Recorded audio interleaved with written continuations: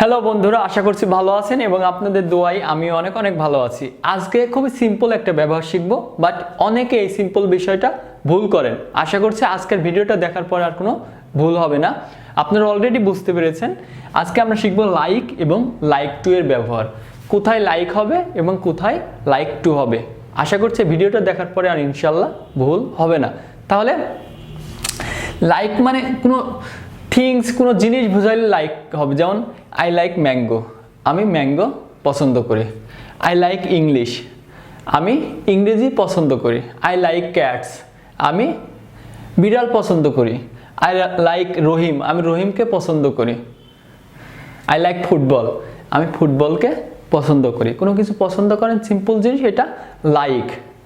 R like to কোথায় হবে? Like to হচ্ছে কোনো অ্যাক্টিভিটিস বা কোনো কাজ বোঝায়। যেমন কোনো activities, I like to right, আমি লিখতে পছন্দ করি। I like to play badminton, আমি ব্যাডমিন্টন খেলতে পছন্দ করি। আই লাইক টু স্টাডি, এরপর আপনি অবজেক্ট বসাতে পারেন। I like to study English, আমি ইংরেজি পড়তে পছন্দ করি। আই লাইক টু প্লে, আমি খেলতে পছন্দ করি। আই লাইক টু সুইম, আমি সাঁতার কাটতে পছন্দ করি। আবার আই লাইক প্লেয়িং হতে পারে। আই লাইক প্লেয়িং হবে, কিন্তু টু এর পরে কখনো প্লেয়িং হয় না। আই লাইক টু প্লে আর আই লাইক প্লেয়িং এটা হতে পারে। আই লাইক প্লেয়িং কিন্তু I like to play. I like to write, I like writing হতে পারে। তাহলে আই লাইক হতে পারে playing, I like playing. I like swimming, I like studying, I like writing.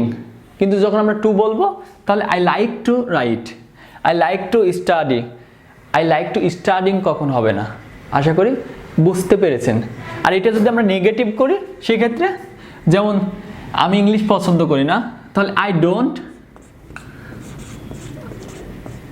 Don't like English, I don't like English.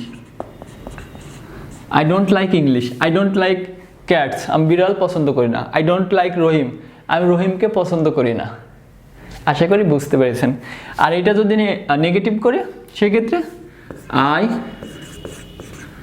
Don't like to right English, I don't like to study English, I don't like to play badminton, I don't like to swim.